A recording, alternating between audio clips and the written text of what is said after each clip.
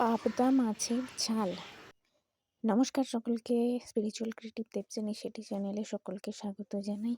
আজকে নিয়ে চলে এসেছি আরেকটি নতুন রান্নার ভিডিও, সেটি হলো পাবদা মাছের ঝাল। আপনারা পুরো ভিডিওটি দেখতে থাকুন, তাহলে বুঝতে পারবেন কীভাবে কী রান্নাটি পরপর করা হয়েছে। আর thank you for watching this video. Thank you all.